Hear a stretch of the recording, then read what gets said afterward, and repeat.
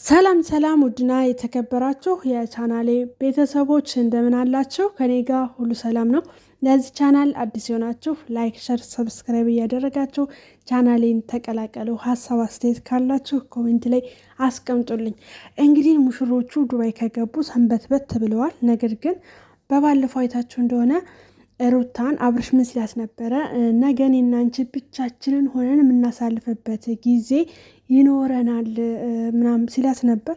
እንደውም እሷ ካልነገርከኝ ብላ ስታስገድደው ኖ ሰፕራይዝ ስለሆነ መነገር የለበትም እያላት ነበረ ማለት ነውና እሱም እያለ ነበር ማለት ያው ከሰርጋችን በፊት ጊዜያችን ብቻችን ጊዜ ማሳለፍ አለብንና ሰፕራይዝም መሰጠት አለበት። ስለዚህ ሰፕራይዝ አለሽ እያለ ሲነግራት ነበረ። ህዝቡን በጉጉት ማለት ተከታዮቻቸው በጉጉት እየጠበቋቸው ነበረ እና ነገ ብሎ ስላለ በማግስቱ በጣም ካሁን ምለቀቀ እያለ ሰው ሲከታተላቸው ነበረ። ነገር ግን ትናንትና ጠዋት አካባቢ ላይ ማታ ይጠብቁ በአዲስ ነገር ብለው እዚህ ጋር የምታዩትን ፎቶ ለቀው ነበረ ማለት ነው እና ሰው አስሬ እየገባ ቼክ ሲያደርግ ምንም አይነት ቪዲዮ አልለቀቁም። እነሱ ግን እለቃለሁ ያሉት ማታ ነበረ ማለት ነውና ብዙ ጊዜ ያው እንደ እንትን ላይ ኮሚኒቲ ላይ ፎቶ ሲለጠፍ ልክ እንደ ማስታወቂያ ነው። ገብታችኋል? ያለውን ነገር አስቀድመው ይፖስቱትና ሰው ደግሞ ያንን ለማየት ይጓጓል ማለት ነውና እንደዛ ነበር ያደረጉት። ነገር ግን እስካሁን ድረስ ምንም አይነት ቪዲዮ ነገር አልለቀቁም። በሌሎች ቪዲዮዎች ግን ሲዝናኑ የወጣ ቪዲዮ አለ እንዳያችሁት፣ ይሄ ዋና ባህር ላይ ምናምን እየጋለበ ያለው ማለት ነው እና እሱ ቪዲዮ በእነሱ ራሱ አይደለም የተለቀቀው በሌላ ሶሻል ሚዲያ ነው ተለቆ የተገኘው ማለት ነው። ለማንኛውም ይመቻቸው ብቻ በሰላም ነው ብለን እናስባለን። ምክንያቱም ቪዲዮ ለምን እንዳለቀቁ ባናውቅም፣ ነገር ግን እነሱ በመዝናናት ላይ ናቸው ያሉት። ሌላ ምንም ነገር እንዳልገጠማቸው ማወቅ አለባቸው ማለት ነው። እኔ በጣም የገረመኝ ዛሬ ላይ ቲክቶክ ገባ ብዬ ነበረና የሆነ ግሩፕ የእነሱ ደጋፊዎች እና ደጋፊ ያልሆኑ ሰዎች የማዳም ቅመሞች የሆኑ ግሩፖች እንዳሉ ብዙዎቻችሁ ታውቃላችሁ አይደለ? እንደውም ከዚህ በፊት ለአብርሽና ለሩታ የቤት እቃ ምናምን አዋጥተው ልብስ ገዝተው ምናምን ይልካሉ የሚባሉ ልጆች እንዳሉ ታውቃላችሁና ግሩፕ አላቸው። ግሩፑ እንደቀላል እንዳታዩት፣ የምሬ ነው ብላችሁ ቲሸርት አሰፍተው እስከ መልበስ ድረስ የሚደርሱ ግሩፖች አሏቸው እንትን ላይ ማለት ነው። አድናቂዎቻቸው ለሁለት ተከፍለው አሏቸው እና ዛሬ እነሱ ምን ሲሉ ሰማው መሰላችሁ?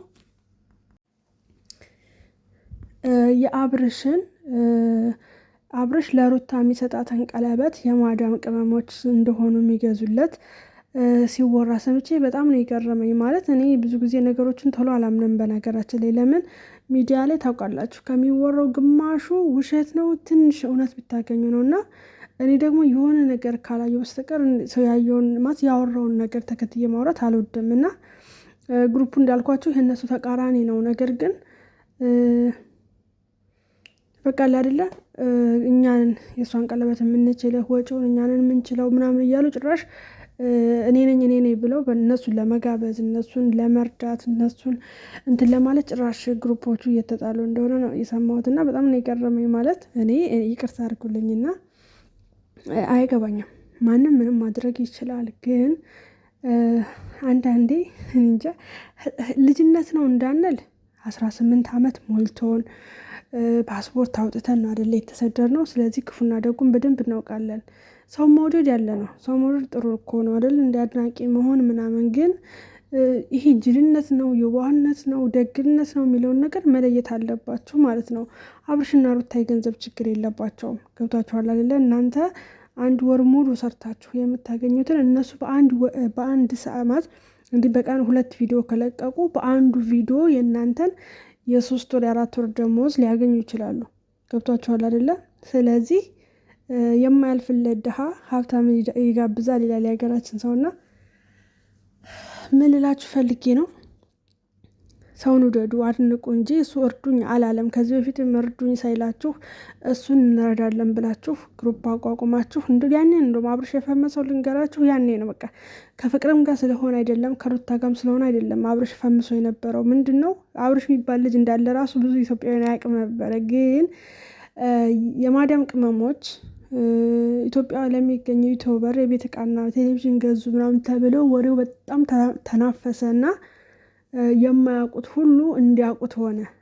ስለዚህ የታወቀው ራሱ በእናንተ ምክንያት ስለሆነ ይሄ ራሱ በቂ ነው ብዬ አስባለሁ። እና አሁን ደግሞ ቀለበት እኛንን የምንገዛው ዛሬ በእኔ ወጪ ነው ምናምን እያላችሁ ጭራሽ እየተጣላችሁ ነው አሉ ማለት ነው። ስለዚህ ፕሊስ ወደ ራሳችሁ ተመለሱ። እውነቴን ነው የምላችሁ። መጀመሪያ ከማዳም ቤት እንውጣ፣ የራሳችን ነገር ይኑረን። ገብቷችኋል አይደለ? ሰው እኮ ሰውን መርዳት ያለበት መጀመሪያ ጥሩ ደረጃ ላይ ሆኖ አይደለ ሰው መርዳት ያለበት። እንደገና ደግሞ ልጁ ምንድነው የሚፈልገው? ቪዲዮውን እያያችሁለት ነው አይደለ?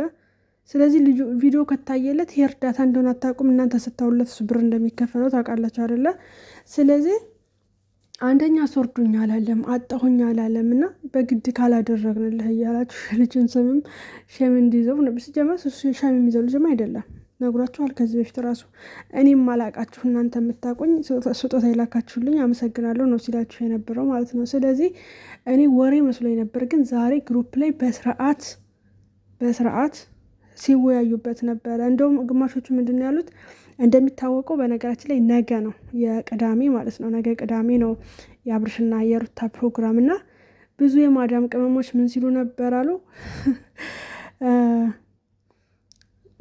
ዛሬ አርብ ይሆንልን ሁላ ሲሉት ነበረ። ምክንያቱም አርብ ከሆነ ማዳም ትፈቅድልናለች፣ በዛ ላይ ደግሞ ፕሮግራሙ ሌሊት ስለሆነ መተን እንኳን ከተኛን በማግስቱ ኢጃዛ ስለሆነ በደንብ እንተኛለን። ነገር ግን አንተ ፕሮግራምህን ቅዳሜ ካደረግከው እኛ አንተ ጋር ካመሸን በማግስቱ የማዳም ልጆች ትምህርት ቤት ስለሚሄዱ ማነው ጠዋት ተነስቶ እነሱን በቃ አንችልም አለ አይደለ? በማግስቱ ልጆቻችን ስለሚማሩ የማዳም ልጆች ጠዋት ትምህርት ቤት ስለሚሄዱ አይመቸንም ብለው ራሱ ፕሮግራሙን ሊያስቀይሩ ሞክረው ነበር አሉ። እስከዚህ ድረስ ማለት ነው። አውቃለሁ ልጁን ይግባቡታል። በነገራችን ላይ እሱ ራሱ በቃ ቲክቶክ ላይ እና ከተባለ ይመጣል፣ ሩታን አምጣ ከተባለ ሩታን ይዞ ይመጣል። በእንትን ላይ ማለት ነው፣ በቲክቶክ ላይ ስልኩ አለው፣ በደንብ ያውቁታል። ግሩፕ ላይ ና ሲሉት ይመጣል ምናምን እንደዛ ነው። እና አሁን ራሱ ፕሮግራምህን ቀይርልን እያሉት ነበረ ማለት ነው። ይህንንም ስለሚያውቁ አንዳንድ የሀበሻ ቀሚስ የሚያስተዋውቁ ለምሳሌ ምስርን ታውቋታላችሁ። ምስርን ማያውቃት የለም ማለት ቲክቶክ ላይ። እሷ ራሱ ምን ስትል ነበረ?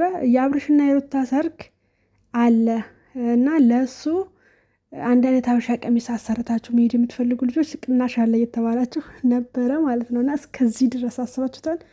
ያን ጊዜ እኮ ይኖራሉ የሀበሻ ቀሚስ ራሱ አሰርተው የሚሄዱ በግሩፕ እና እኔ ትችላላችሁ በራሳችሁ ገንዘብ፣ ማንም ምንም አያገባውም። ነገር ግን የሚረዳ ሰው እወቁ። ገብታችኋል አይደለ እንዴ? እናንተ ቀለበቱን ገዝታችሁ ከሰጣችሁት እናንተ ናችሁ ቀለበት ያሰራችሁለት ወይስ አብርሽ ነው ለሩታ ማሰር ያለበት? ምን አይነት ስጦታ ራሱ መስጠት አትችሉም ማለት ነው። ምን አይነት ስጦታ መስጠት እንዳለባችሁ። ቀለበት ከባልየው ነው እንጂ ከእናንተ አይደለም ሲጀመር ሊታሰርላት የሚገባው። ብላችሁ የሩታን ቀለበት እንቻል ብላችሁ ግሩፕ ከፈታችሁ ማለት ነው። እና ይሄ ትክክል አይደለም። እኛ ችግራችን የሚመክረንን ሰው አንሰማም።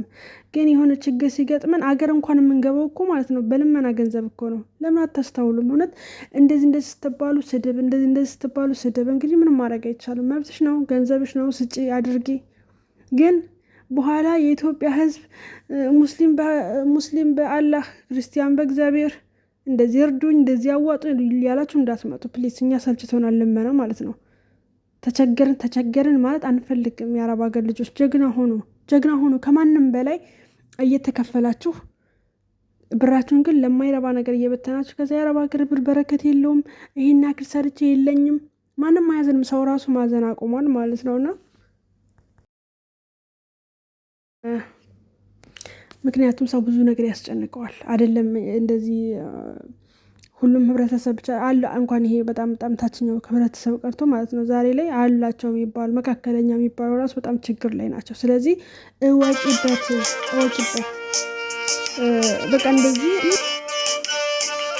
ገንዘብ በ20 ዓመት ይገኛል፣ ልብ በ40 ዓመት ይገኛል ይላሉ አበው ሲተርቱ። ስለዚህ ይሄ ነገር እንዳያጋጥማችሁ ካሁኑ እወቁበት እላችኋለሁ። ጓደኞቼ ስለነበረን ቆይታ በጣም አመሰግናለሁ። ደህና ነው።